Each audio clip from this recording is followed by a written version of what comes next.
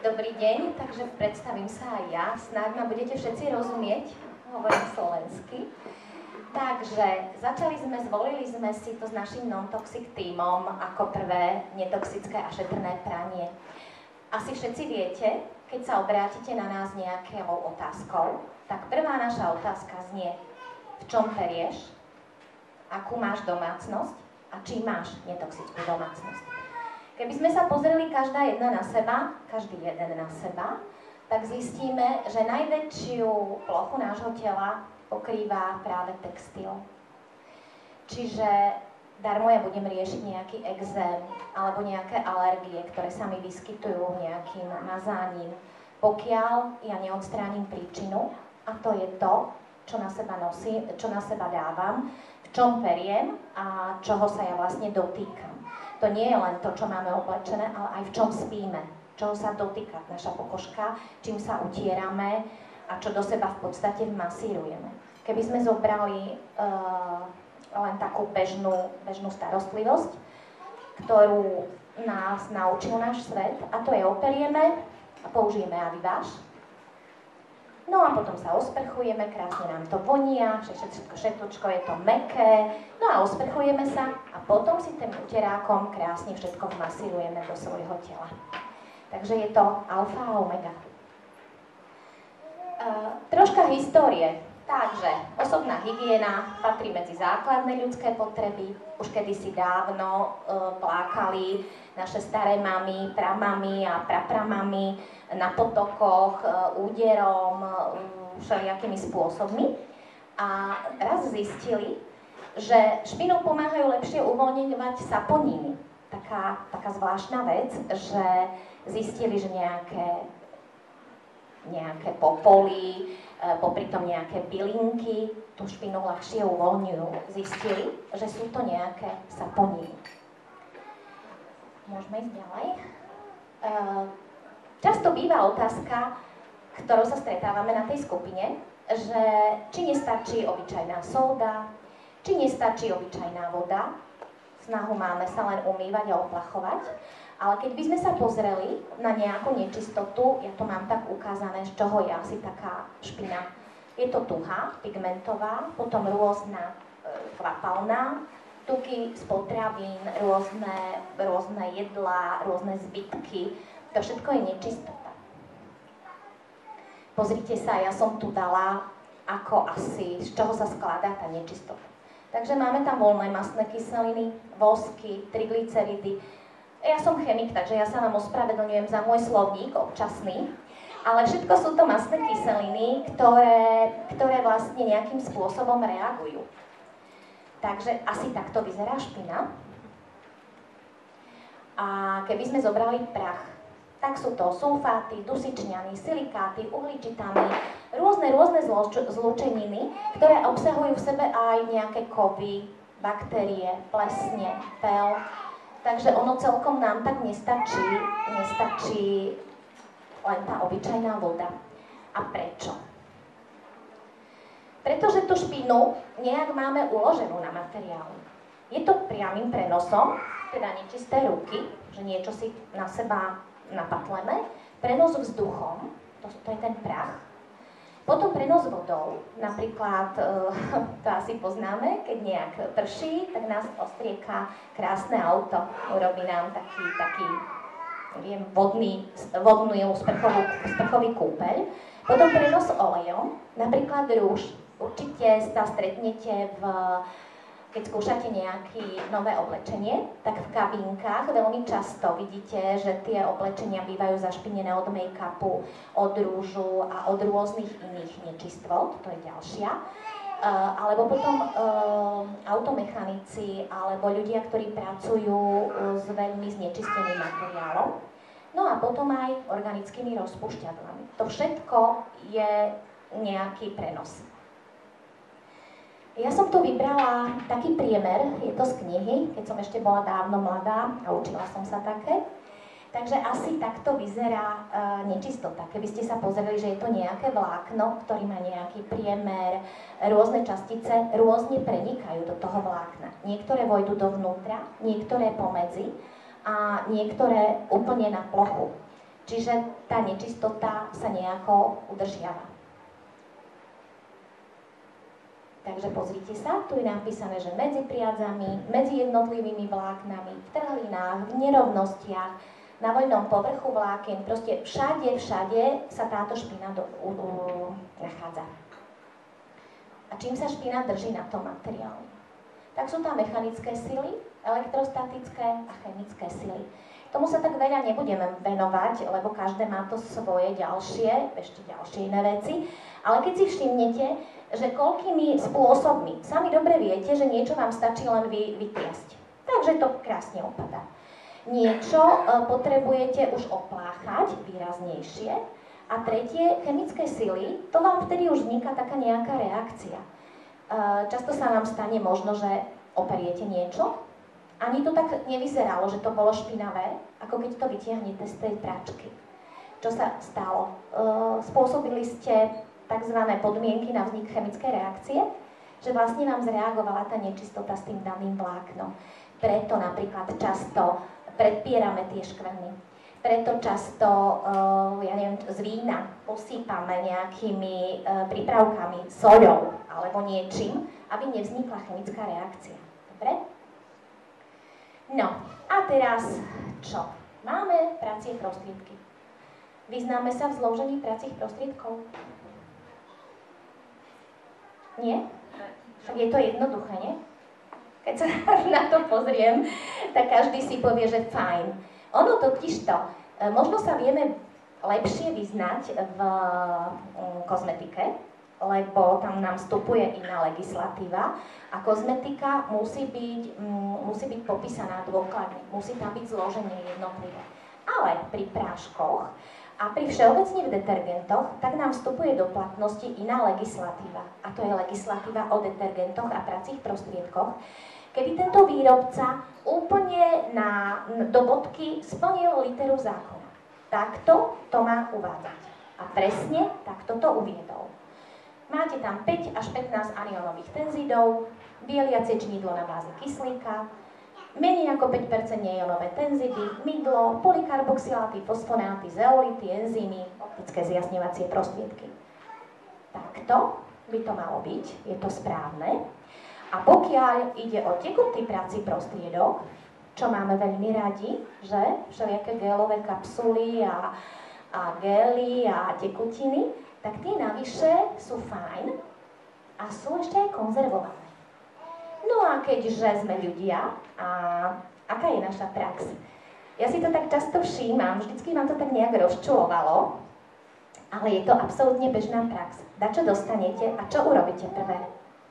Ovoniate. To je alfa a omega, dokonca aj jedlo, čo ja tak sledujem, tak doniesú vám v reštaurácii jedlo, prvé je vizuál, a po druhé ho ovoniate. Čiže taký sme. Možno až následne, keď nám niečo nevonia, ja vám garantujem, že to nedáme do úst. Moja dcéra, keď bola malá a som sa jej pýtala, Martinka, prečo si v tej škôlke nič nejedla? Odpoveď bola, to boli mami také nechúťky. A ja hovorím, no dobre, aspoň si to ochutnala? Nie, ja už som to videla, že to je zlé. To bolo malé dieťa, ktoré vizuálne sa jej to nepáčilo, tak samozrejme to videla. Tak to jesť nebude. A nedaj Bože, že by to nejak podľa nej nevoňalo, tak to už neexistuje. Ale takí sme aj my všetci. Čiže máme tam parfém. Všimnite si, koľko ľudí z nás krásne vonia všelijakými avivážami. Idete v metre, idete v električke a podľa mňa už ste možno aj schopné detekovať, o akú aviváž ide. Že? To je úplne super. Ale v podstate takto fungujeme. Proste sme ľudia a treba si uvedomiť, že takto to je. No, tak čo povieme? Aniónové tenzidy. Čo to asi je? Znie to strašne? Tenzid? Detergent? Čo ja viem? Ten slovník možno je asi taký zložitejší, ale je to nejaká látka, ktorá nám pomáha prať. Ja by som vám povedala, že aj aniónový tenzid je obyčajné mydlo. Takže keď ja napíšem, by som vám dala 100% kokosové mydlo, alebo hociaké, a napíšem aniónový tenzid. Znie to super, nie? To tak vedeckejšie znie, alebo neviem, ako obyčajné mydlo. Ale zase už sme na tom tak, že píšeme aj mydlo osobitne. Takže aniónový tenzid, napríklad mydlo. Bieliacie činidlo na báze kyslíka, vedeli by ste nejaké?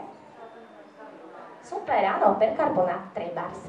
Potom tam máme neionové tenzidy. To sú ďalšie z tenzidov, ktoré fungujú trošičku inak ako tie aniónové. Mydlo poznáte, polykarboxyláty, fosfonáty, zeolity. Čo to asi je? Vedeli by ste to vyčítať? Čo to asi je? Áno, sú to zmäkčovadlá, ktoré nám pomáhajú odstraňovať tvrdosť vody, aby sa nám teda lepšie pralo, aby tá účinnosť bola prania silnejšia. Potom tam máme enzymy. Na čo nám tam asi sú? Rôzne škvrny. Všetky rôzne škvrny, často to čítame v našej skupine. Príkrmy, maličké detičky, mrkva, karotka, šťava. Ja neviem, čo to tie naše deti jedia a všetko si to trepnú na to tričko. No tak na to máme tie enzymy. Samozrejme, chemici sú múdri ľudia, takže vedia, že nejak sa tie škvrny rozkladajú a rôznymi enzymami. Ale tiež je to otázka, čo to robí s nami. Optické zosvetľovače alebo optické zjasňovacie prostriedky. OZP sa môžete stretnúť so skratkou. Viete, čo to je? To sú napríklad v tom prášku tie také modré guličky. To je optický zosvetľovač, ktorý by naše staré mamy alebo niekto taký pragmatický vedel a spomenul si, že kedysi pláchali záclony, biele záclony v takzvanom modřenka alebo modrenka. Čiže to sú tie modré veci, ktorými my posúvame ten nejaký efekt niekde, k tomu sa dostaneme. No a potom teda tie zosvetľovače a teda aj konzervanty. Ja už keď som s niekým rozprávam a pýtam ma o nejakú pomoc a nie je to človek, ktorý je veľmi náchylný k non-toxic životu, tak vám garantujem, že už aj keď by len vymenil prášok tuhý oproti tomu gelovému, tak nastáva veľký posun, pretože sa vyhne konzervantu. Mám priateľku, ten non-toxic život je aj o tom, že nikoho nič nemôžete nútiť. Ani sa to nemá. Non-toxic život je o šťastí, o radosti a určite nie o násilí. Ani nikoho nesmiete presviečať. Ale keď má niekto problém a nie je náchylný, ja mu poradím, berieš gelom? Prvá odpoveď je áno. Stačí, že vymení ten gel. Pravdepodobne ten človek je alergický na nejaký konzervant, ktorý je ten náš známy MI, nechcem ho tak škaredo nazvať, ako ho nazývame v skupine, ale už to je posun veľký. Napríklad ten exém sa veľmi zmierni. Dobre. Čo sa to vlastne deje? Aký je dôvod, aby sme používali tie pracie prostriedky? Detergent. Ja tu mám takú definíciu, že je definovaný ako látka, ktorá je schopná odstraňovať nečistoty z povrchu tuhých látok fyzikálno-chemickou cestou, musí zmáčať dobre povrch, preniesť nečistoty z povrchu a rozptýliť ich v kvapaline a tak ďalej. Asi sa tomu nebudeme extra venovať, možno vás to tak extra nezaujíma, ale možno viete, že napríklad povrchové napätie vody je veľmi vysoké. Preto napríklad voda je vo forme kvapôčok, ak ste si všimli. Ona má také vnútorné sily, sú veľmi silné vo vnútri tej molekuly, že sa snaží urobiť čo najmenší povrch a to je kvapka. Čiže napríklad voda vás sklzne v kvapkách po vašom povrchu. Jednoducho nezmáča ten povrch. To je taký špeci výraz, že zmáčanie povrchu. Takže my, aby sme znížili toto povrchové napätie vody, tak musíme použiť látky, ktoré nám ho pomáhajú znížiť. Čiže tenzidy, alebo detergenty, alebo surfaktanty, to všetko je jedna a tá istá látka, alebo pre istú skupinu látok, ktorá pomáha znížiť povrchové napätie vody, aby sme sa dostali k zmáčaniu povrchu a aby sa dostalo k praniu samotnému. Takže Aspoň v takej krátkosti, to je celkom dosť dlhá teória, takže nebudem sa tomu vôbec venovať, ale keď sa pýtate na pranie, alebo pýtame sa na pranie, čo mňa vždycky zaujíma, tak je dôležité, z čoho sa ten váš materiál, ktorý chcete oprať, skladá. Keby sme si zobrali vlákna, tak máme prírodného pôvodu a potom máme chemické vlákna, to všetci viete. Prírodného pôvodu máme organické a anorganické, no a chemické sú chemické. Vlákna organického pôvodu, napríklad sú tu rastlinné a živočíšne, to sme mali v začiatkoch. Rastlinné. Hlavná zložka je celulóza. A to je bavlna, ľan, konope, ja neviem čo ešte všetko, to sú z rastlín. Potom máme zo semien, bavlna, kapok, kokosové plody, vlákna zo stoniek, ľan, konope, juta, žihľava, vlákna z listov, sisal, manilské konope, ľan, agáve, ale to všetko základnou zložkou je celulóza. Je to celulózové vlákno. To je veľmi dôležité.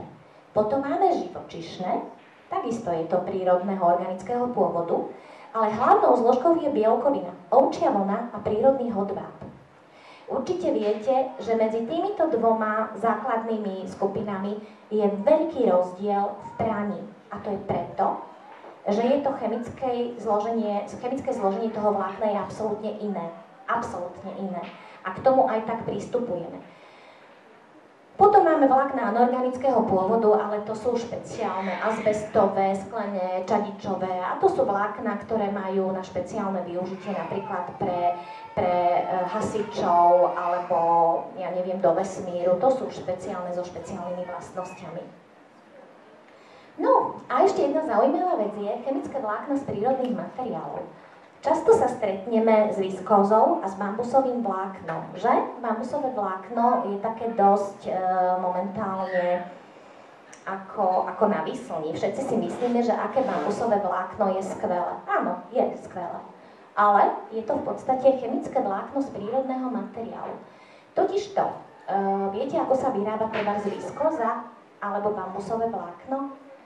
Napríklad viskóza klasická je obyčajná celulóza, čo ja viem, chodí to v takých hárkoch do tej výroby, ako papier. Je to normálny papier, ktorý sa spracováva. A to je znamená, že sa chemicky upravuje. Rozloží sa kyselinou sírovou, hydroxidom a kadečím, urobí sa z neho taká kaša, ktorá potom následne cez trysky sa zvlákňuje, cez kyselinu. A vzniká tam vlákno. A to je naša viskóza. Čiže pôvod je celulóza, ale je chemicky pripravená, pretože z toho stromu, a tá viskóza môže byť z ihličnatého stromu, z listnatého stromu, proste je to pôvod celulóza, ale je chemicky upravená. Ale to isté je aj bambusové vlákno. Presne to isté je bambusové vlákno. Pretože bambus je strom, takisto sa z neho pripraví nejaký hárok, nejaký papier, to nazvem, nie je to papier samozrejme, ale nejak spracovaná celulóza, ktorá sa takisto pripravuje a je z neho bambusové vlákno. Myslíte si, že tieto vlákna sú fajn z hľadiska užitku alebo užitkových vlastností? Áno, sú fajn, sú naozaj fajn. Pretože dostaneme ďaleko kvalitnejšie vlastnosti, napríklad nasiakavosť, navlhavosť, teda v podstate hydroskopičnosť, eventuálne chladivosť. A potom vám poviem prečo. Môžeme asi ísť ďalej. No a keby som pozrela tu mám, že z čoho sa vlastne skladá, tak to ja nebudem už viac písať. Ale keď by sme ju zobrali, takže ona pôsobením studenej a horúcej vody nedochádza ku chemickej zmene, málo napočiava, paradoxne. Keď by sme pod mikroskopom zobrali celulózu, čistú bavlnu, tak ona má taký prierez ľadvinkový. Je jak taká ľadvinka, jak taká šošovička, no šošovička je okrúhla, je ľadvinka. Ale keď na ňu pôsobíme zásaditým pH, tak to vlákno napočiava, zvyšuje sa kvalita. Určite mali ste doma bavlnené čisté utierky alebo uteráky. Okoľko sa lepšie s nimi utiera voda, keď ich niekoľkokrát operiete. Prací prášok pre celulózu alebo všeobecne majú zásadité pH. Čiže z tohto zásaditého pH tá celulóza krásne profituje. Možno si pamätáte na tzv. Krepový textil. Hovorí vám to niečo? Je tu veľa mladých ľudí, ale možno, že to viete. A ten princíp toho krepovania vzniká asi tak, že ide tkanina a na tú tkaninu sa v bodoch nanáša hydroxid sodný. Tam, kde tá kvapka hydroxidu padne, tak to vlákno napučí, z tej ladrinky sa ten priemer stane okrúhlejší a tým pádom má vyššiu nasiakavosť, je kvalitnejšia, mäkšia. Takže to je k celulóze. Môžeme ísť ďalej. Ale samozrejme, takto nám to nefunguje u vlny, hodvábu, čo sú živočišné vlákna, ktoré sú takisto skvelé, ale hlavnou zložkou je keratín. A ten nemá rád zásadité pH. On miluje kyslé. Určite ste sa stretli s tým, že hodvábnu luxusnú šatku asi neoperiete v obyčajnom pracom prášku, že nie? No? Ani nejaký krásny kašmírový sveter, asi to tam nebachneme, že nie? Všetci vieme, všetci výrobcovia, správny výrobca nás na to upozorní, pokiaľ je ten prášok zásaditý, čo bežne takýto Persil, Ariel, bežné pracie prostriedky sú zásadité. Ale vždy tam máte napísané, pozor, neprať vlnu, neprať hodváb s ním. A to isté sa týka aj mydla. Tu mám napísané, z čoho sú to moherová vlna, angorská, kašmírová, ťavia, ale tak to všetko asi poznáte. No, a teraz my sa budeme baviť o nejakom netoxickom praní. Takže ja som tu dala mydlo, soda, ocot. Čo myslíte, stačí nám to? Povieme, že ja si myslím, že áno, v pohode. V pohode. A prvé, máme aniónový tenzín. Spomeste si na obrázok, o ktorom sme rozoberali prací prášok. Takže mám tam mydlo. Aniónový tenzít. Napíšem menej alebo viac ako neviem koľko percent aniónového tenzídu. Potom by som si tam mala dať nejaké zmäkčovadlo. Tak, na čo? Obyčajná soda. Tak už si napíšem zmäkčujúce prostriedky, menej alebo viac, ako bla bla bla. A už som to teda oprala a potrebujem to nejako dostať z toho a použijem čo? Kyslý oplach a teda to je ocot. Čo myslíte, keď my začneme takto prať, niekto si povie, že kedy ja z toho asi dostanem tú toxicitu z toho prášku? Myslíte si, že rýchlo po jednom práni? Určite nie. Ja sa len tak dotknem trošku tak odbehnem, ale napríklad typická aviváž sú kationové, je to kationový tenzit. To je niečo podobné, ako si dávate na vlasy. To sú jak sa to volá, tie masky, alebo ja neviem, tie také kondicionéry, bože. No a princíp je, že to ulpie na vlase. Čiže ono sa to nabaluje. Dobre viete, že vznikajú problémy, keď prechádzate na nejaké šetrné umývanie vlasov, že máte problém dostať tú chémiu. Ale to isté je u vlákna. Každá jedna aviváž je v podstate na základe kationového tenzidu. Čiže obalí vám to vlákno. V konečnom dôsledku nemôže sa uskutočniť tá prirodzená vlastnosť toho vlákna ako navlhanie, teda absorpcia, pretože ho upcháme.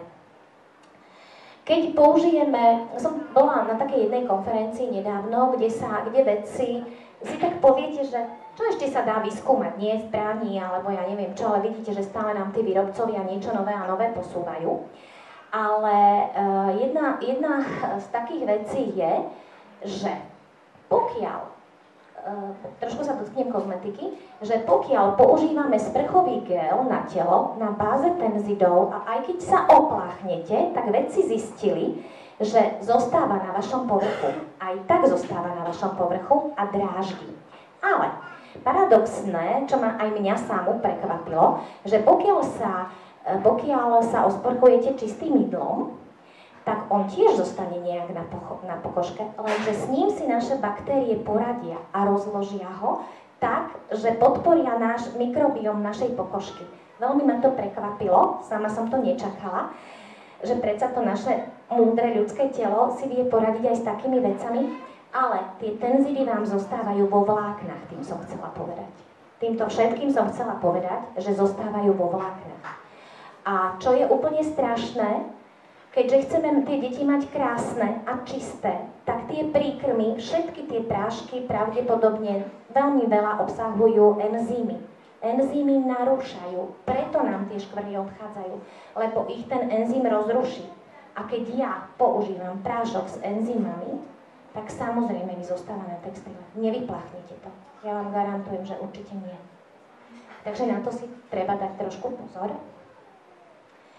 Toto ja som to už tak rozobrala, ale keďže sme ľudia a mali by sme byť veľmi ústretoví voči nášmu životnému prostrediu, tak na čo chcem upozorniť, že mydlo hneď po použití chemicky reaguje s vodným kameňom a vznik vápenatého mydla, čím je neutralizovaný jeho vplyv na vodné organizmy.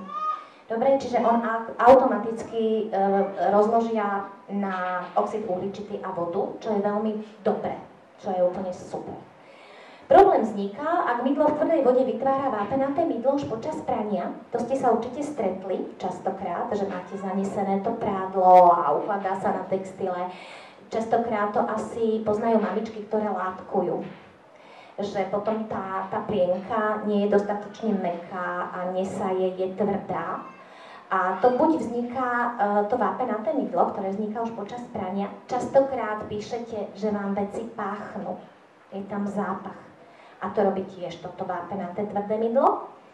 A vlastne na to, aby sme zamedzili, tak presne na to používame ten kyslý oplach. Lebo mydlo je zásadité, ocot je kyslý a to určite vieme, že neutralizujeme kyselinu zásadou a zásadou kyselinou. Takže my vlastne vyplachávame a používame ten ocot na zbytky, aby sme vyplachali zbytky tvrdého mydla. Ja tu mám aj poznámku, rovnako to je aj pri vlasoch. Je dobré, keď by ste, ono aj prírodne sa dá riešiť takéto veci. Ja predpokladám, že už keď vás tu všetkých vidím, že všeličo viete, niektorí ste absolvovali aj moje kurzy, takže viete vyrábať aj mydlá. A keďže ich viete vyrábať, tak si treba urobiť aj obyčajné mydlo na pranie, ale keďže viem, že mám tvrdú vodu, tak trošičku si tam pridám kyseliny citrónovej a vytvorím si prirodzené chelatačné činidlo, čiže vznikne mi citrát, ktorý je vlastne kvázi, keby sme sa vrátili k tomu prvému slajdu, je to spôsob na zeolít alebo niečo také, ktoré nám viaže tie vápenaté a horečnaté jóny z tej tvrdej vody. Takže tí, čo si vyrábate mydlo, ak som vás to nenaučila na kurzoch, čo asi nie, lebo musím si nechať aj niečo ja, aby som bola sama múdra.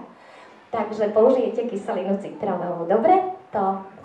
Takže, tu máme mydlo, nevýhody mydla, stretávame si s tými dvoma problémami, to už sme povedali. No a používame aj zmäkčovač. Zmäkčovače vody, to je tá naša sóda.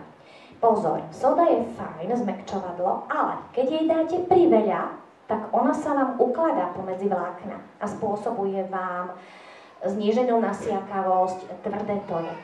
Takže treba znížiť množstvo sódy.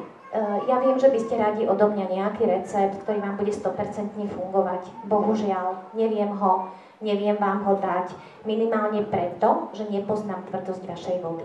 Druhá vec je, nepoznám celkom zloženie vášho textilu. Neviem s čím všetkým, alebo teda aký typ textilí vo vašej domácnosti sa používa.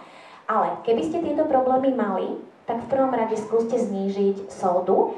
Druhá vec je, ak už máte takéto kvázi zničené veci, tak to nie je nevratný stav. Dá sa to vyvariť normálne na vyššiu teplotu, túto bavlnu, alebo vlastne niečo toto celulózové.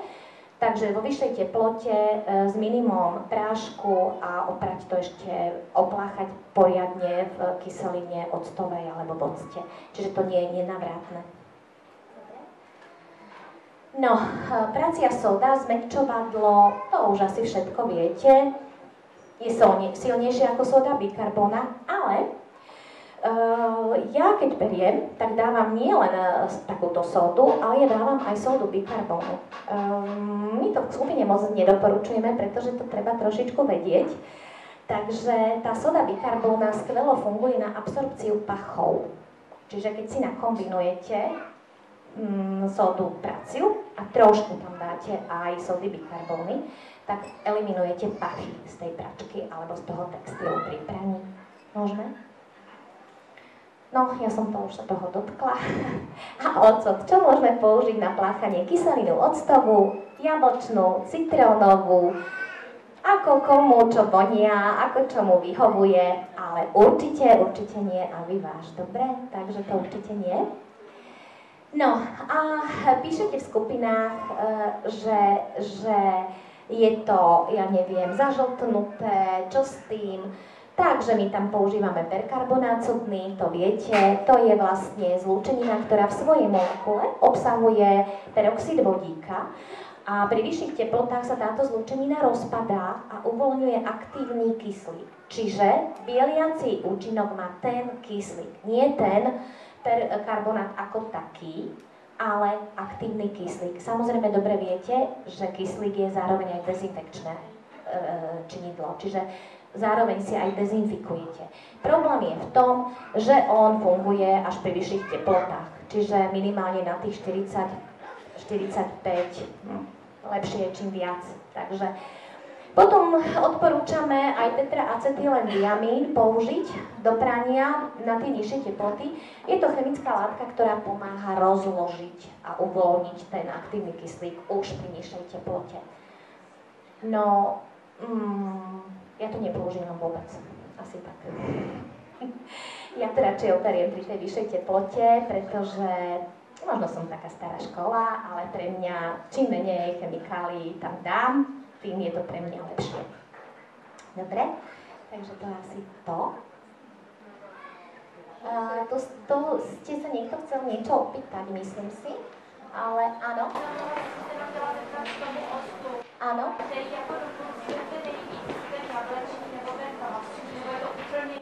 Za mňa je to úplne jedno. Myslím si, že mali by sme sa správať tak. Keď ja mám nejaký veľký sad a mám tam plno jablk, tak si ho urobím a budem mať jablčný ocot. Pretože spracujem si jablčka, pomôžem si a proste tak. Ale je to úplne jedno. Pre mňa je to úplne jedno. Takže asi sa tak správajme, aj že čo máme doma, alebo je to fakt jedno. A druhá vec, niekomu môže ocot vadiť, ako pach octu. Niekomu nie, ale tak to je fakt individuálne. Pali? Posunieš mi to? Už je to? Už to skončilo?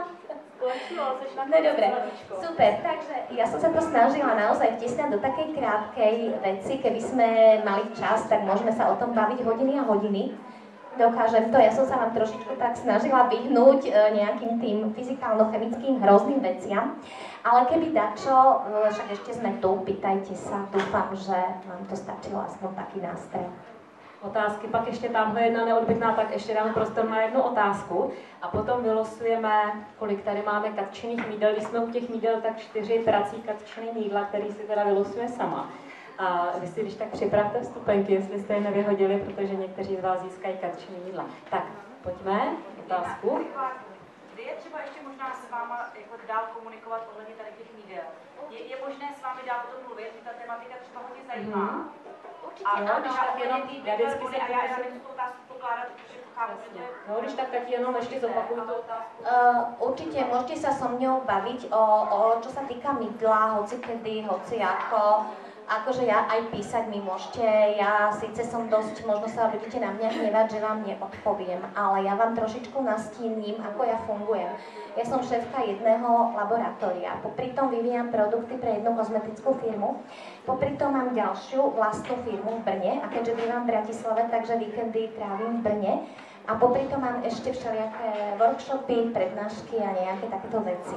Takže je možné, že si budete musieť na odpoveď počkať, alebo takedy mám rozmarnú náladu a odpovedám hneď.